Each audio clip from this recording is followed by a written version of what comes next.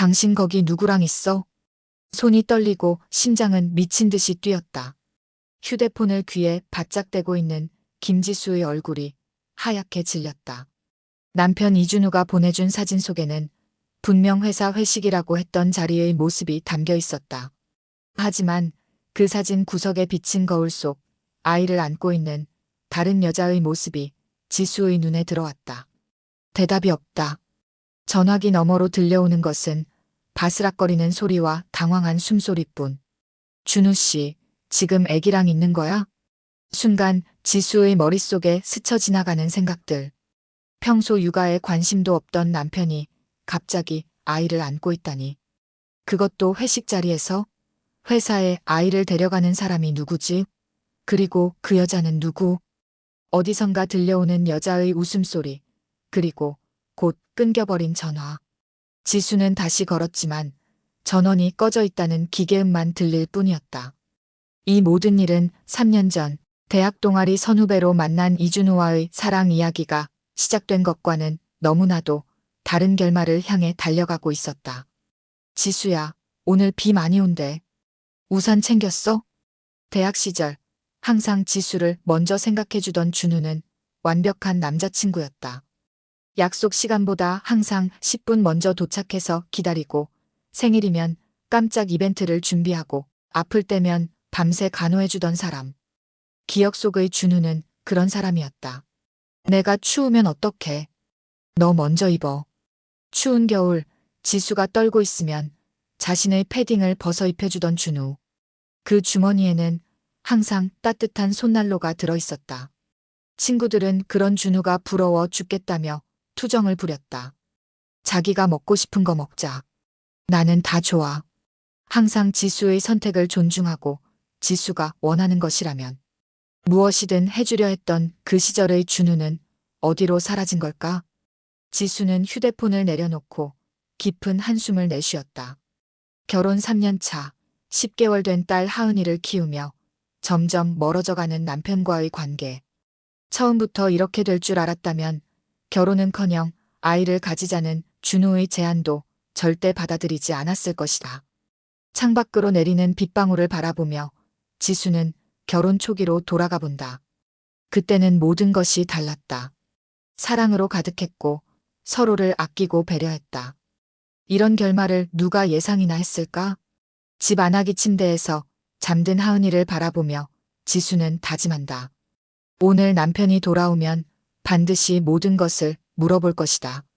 이대로는 더 이상 살 수 없다. 결혼 초기의 달콤했던 시간들은 꿈만 같았다. 지수와 준우는 신혼집 마련부터 새 가구 배치까지 모든 것을 함께 결정했다. 서로 다른 생활 습관을 맞춰가는 과정도 즐거웠다.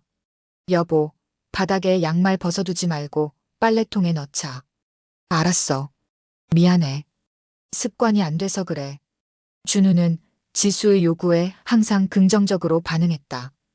혼자 살 때의 버릇을 고치려고 노력하는 모습이 보기 좋았다. 지수도 마찬가지였다.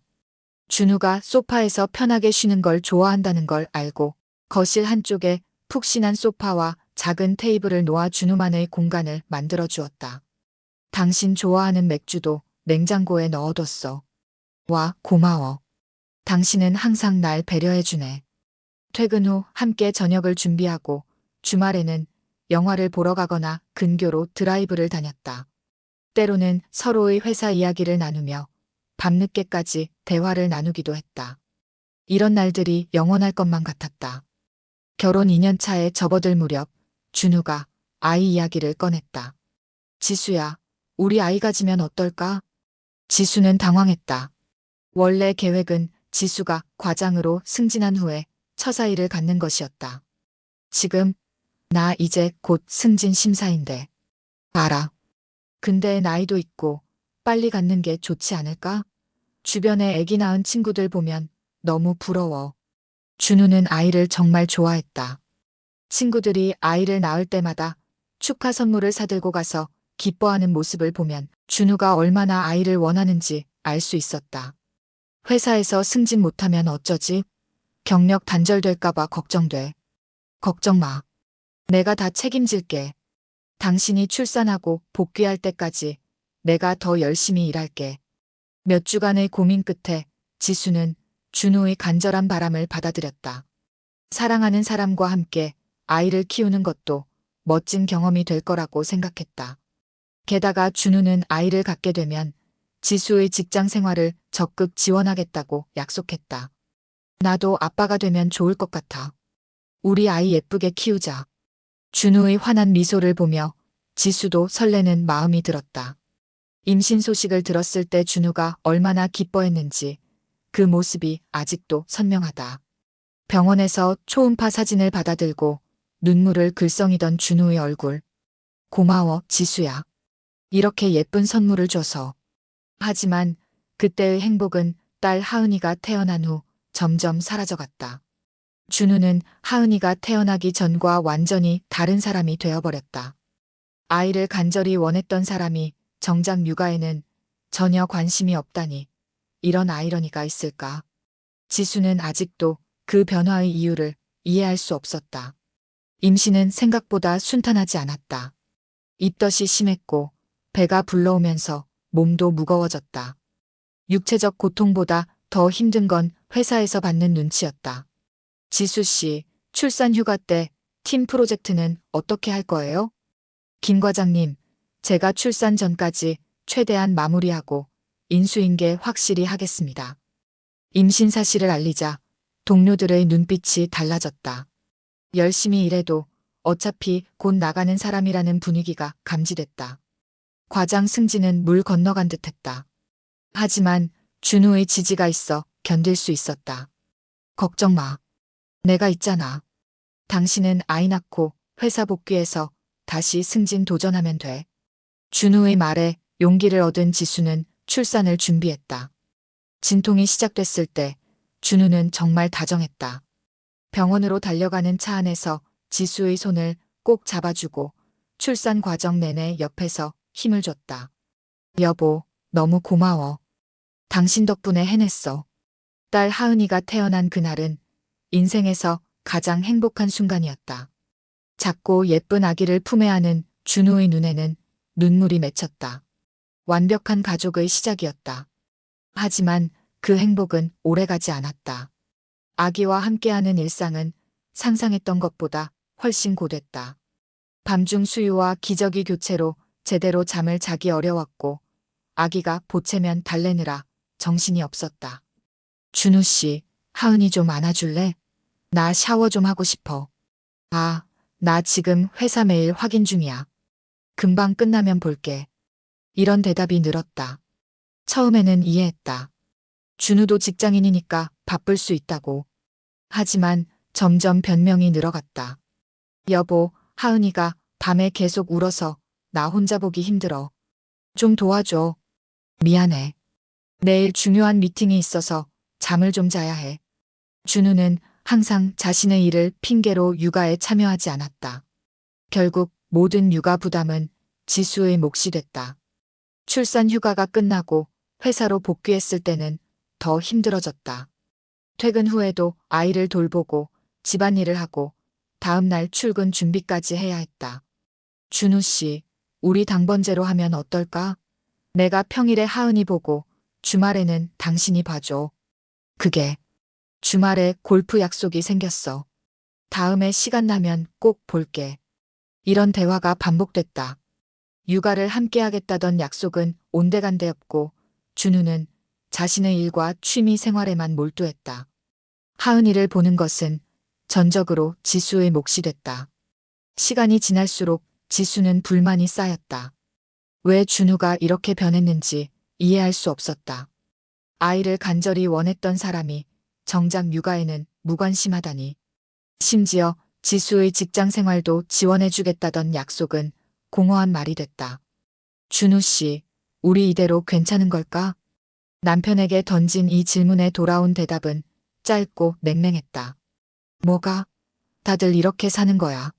출산 후 6개월이 지났을 무렵 지수는 직장으로 복귀했다.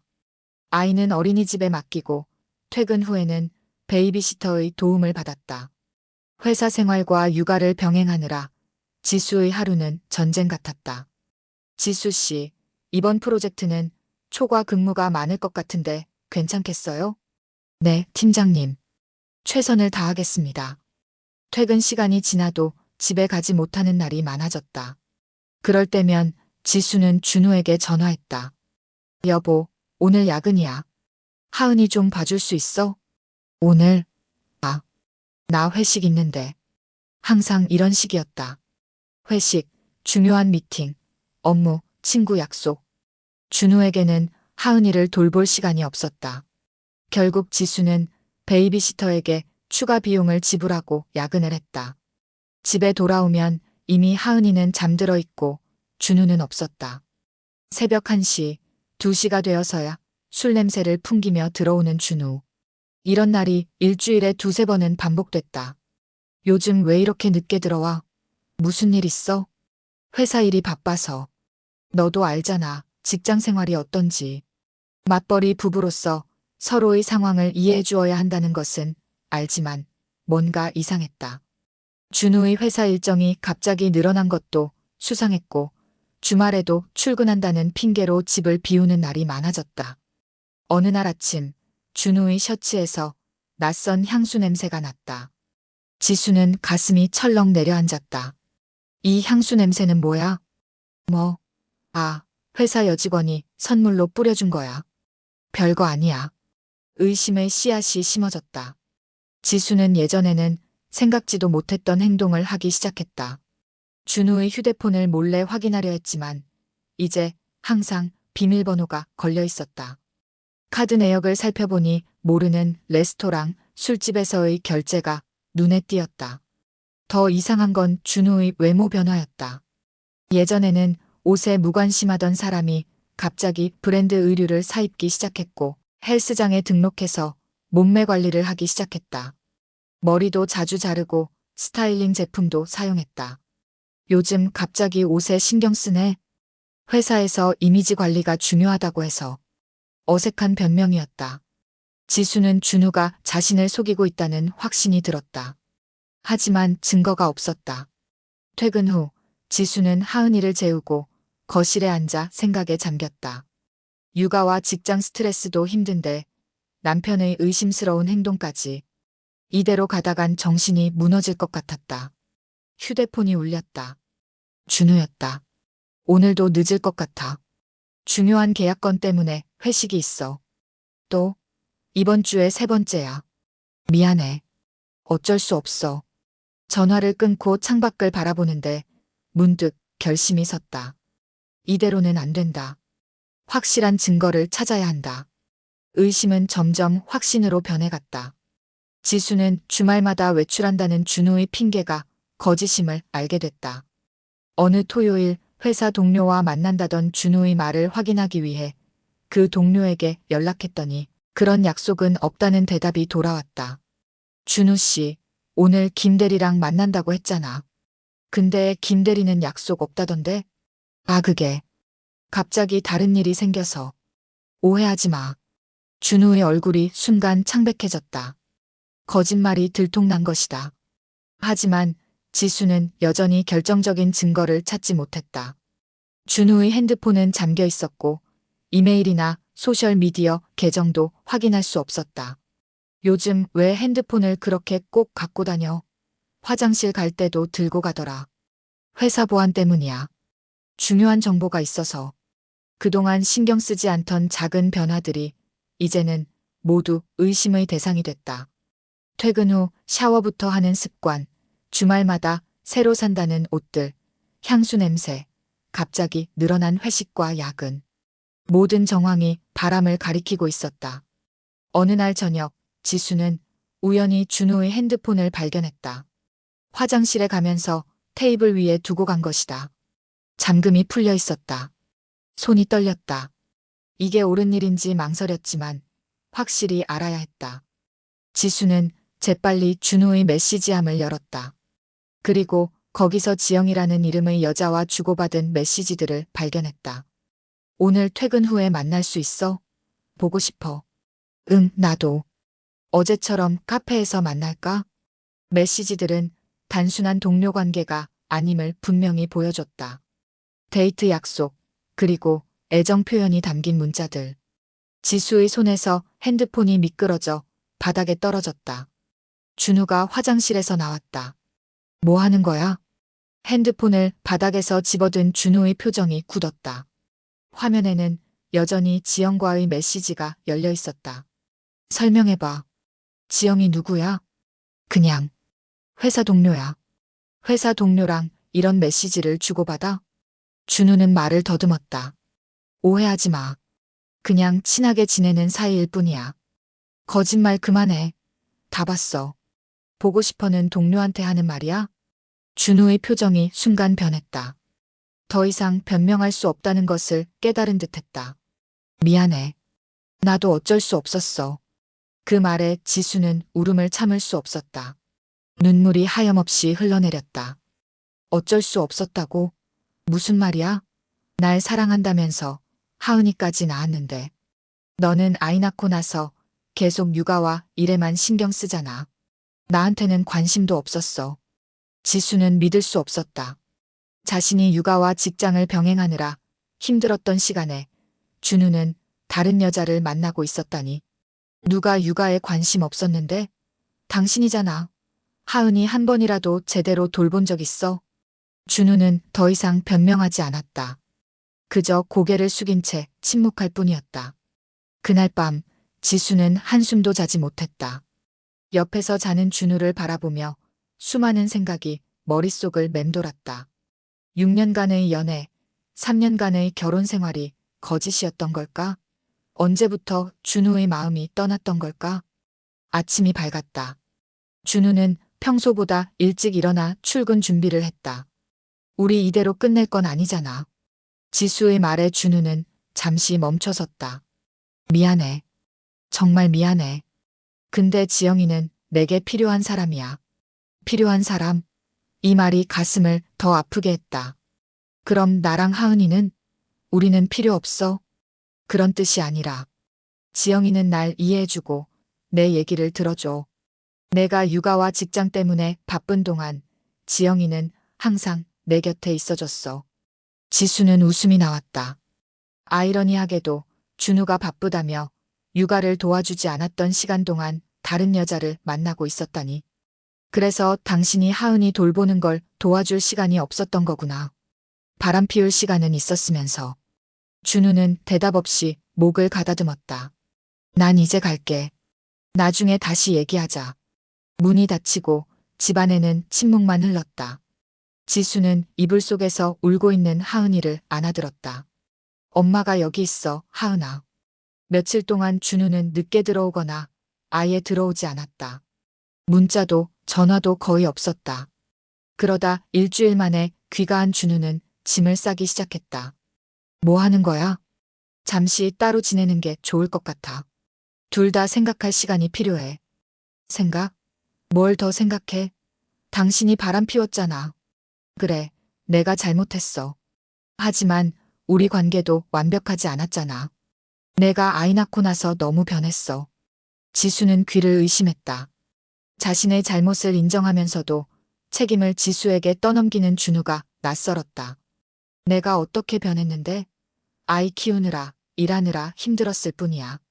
당신은 날 도와주기는커녕 다른 여자 만나러 다녔잖아. 알아, 내가 잘못했어. 하지만 이제 와서 뭘 어쩌라고?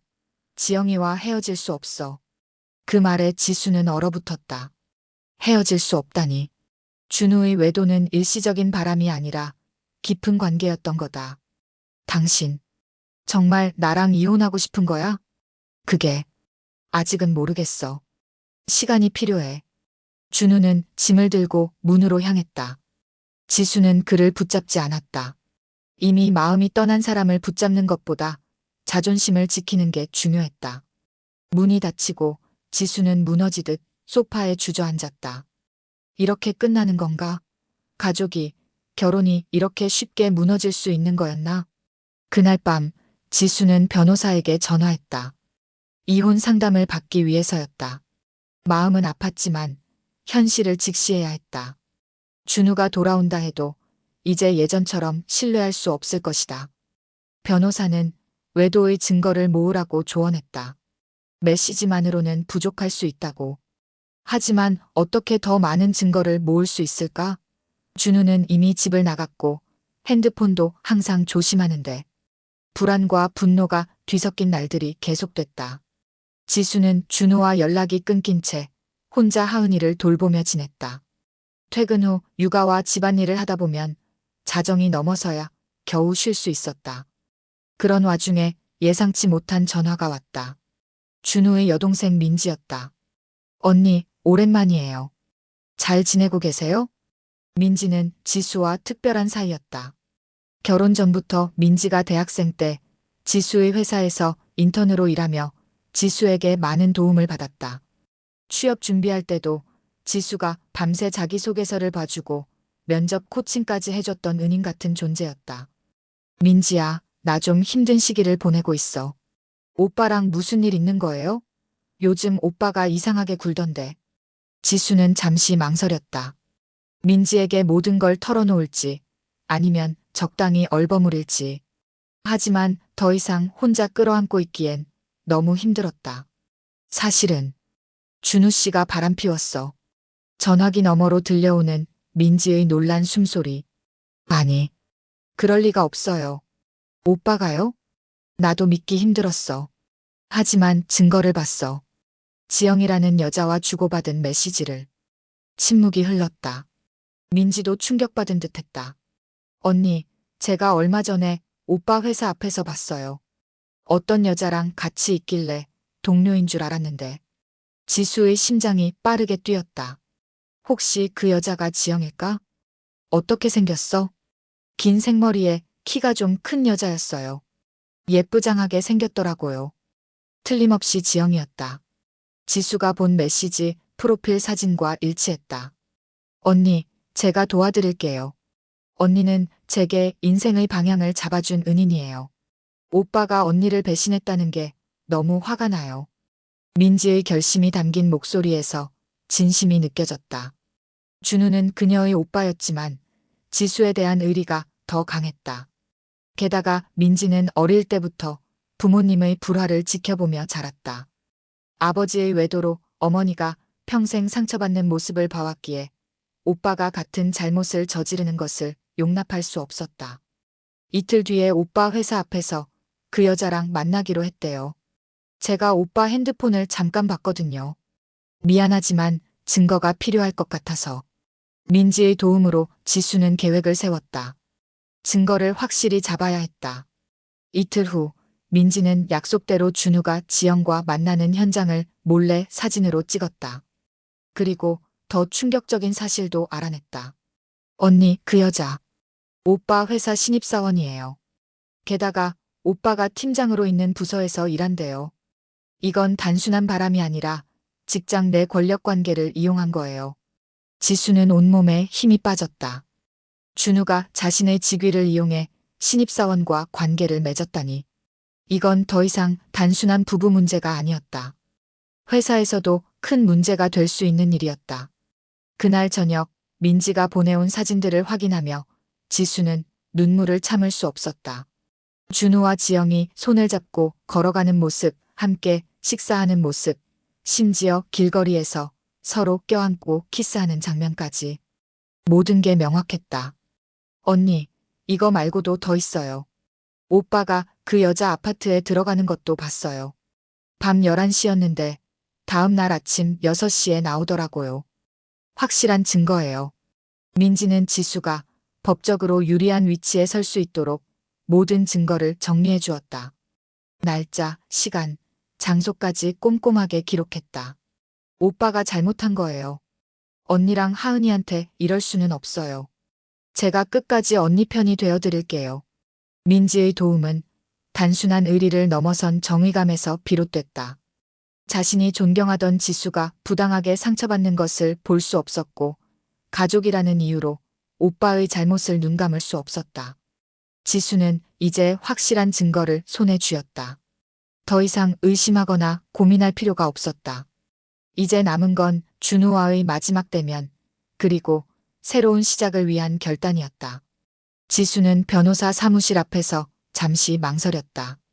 손에는 민지가 찍어준 사진들과 그동안 모은 증거들이 담긴 서류 가방을 꼭 쥐고 있었다. 심호흡을 한 번 하고 문을 열었다. 김지수님이시죠? 저는 박민서 변호사입니다. 상담 예약하셨다고 들었습니다. 40살쯤 되어 보이는 여성 변호사가 따뜻한 미소로 지수를 맞이했다. 지수는 준비해온 모든 증거를 내보였다. 메시지 내용, 통화 기록, 그리고 민지가 찍어준 사진들까지. 외도의 증거로는 충분합니다. 이혼 소송에서 유리한 위치를 차지하실 수 있을 겁니다. 특히 상대방이 직장 내 권력 관계를 이용한 불륜이라면 위자료 청구도 가능해요. 변호사의 말에 지수는 조금이나마 안도했다. 아직 마음은 아팠지만 적어도 법적으로는 자신이 불리하지 않다는 사실이 위안이 됐다. 양육권은 어떻게 될까요?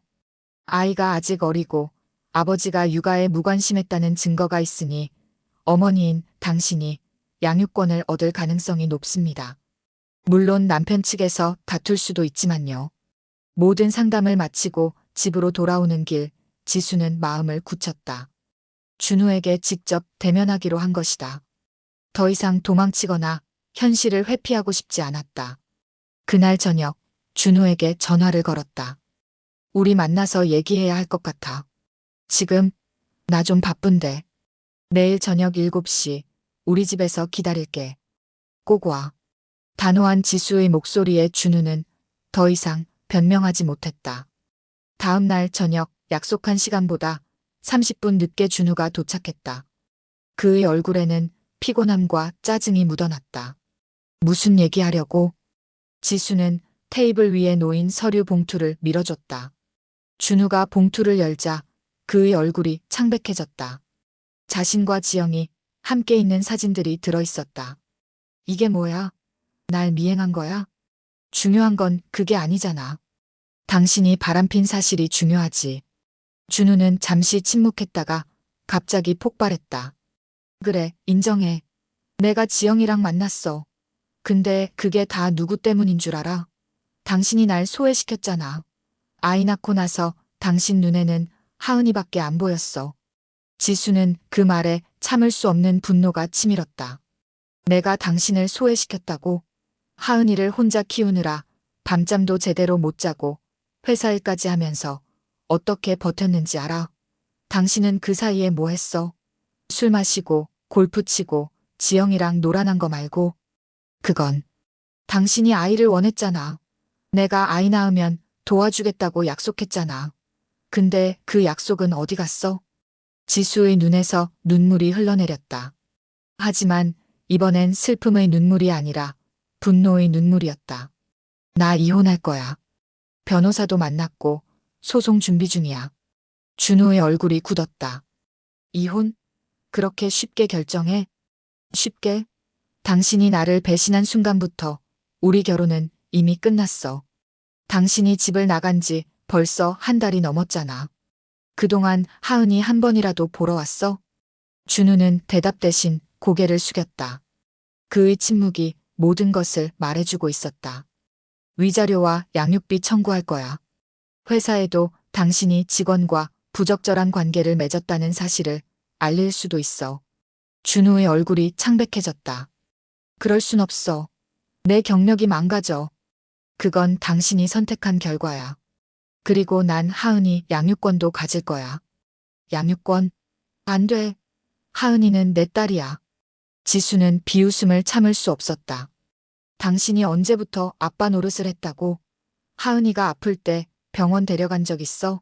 밤에 울 때 달래준 적은? 기저귀 한 번이라도 갈아준 적 있어? 준우는 말문이 막혔다. 사실이었기 때문이다. 그로부터 한 달 후 법정에서 두 사람은 다시 만났다. 지수가 제출한 증거들은 너무나 명백했다. 준우의 변호사도 할 말이 없었다. 피고 측에서 원고의 청구를 인정하는 겁니까? 판사의 질문에 준우의 변호사가 고개를 끄덕였다. 결국 법원은 지수의 청구를 모두 받아들였다.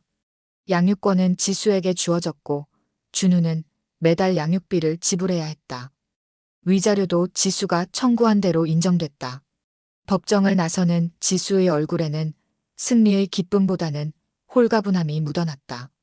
이제 모든 것이 끝났다. 더 이상 거짓과 배신 속에서 살지 않아도 된다.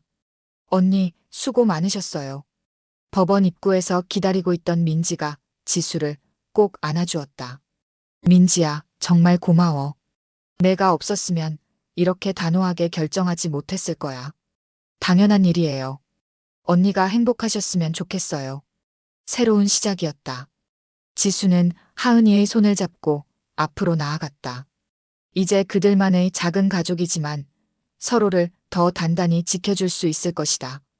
이혼 소송이 끝난 지 1년 후 지수는 승진했다.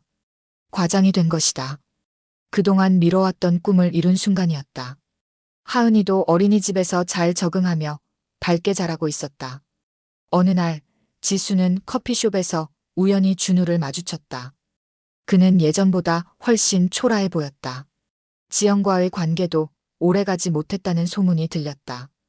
회사에서도 그의 평판은 바닥으로 떨어졌다. 준우가 지수에게 다가왔다.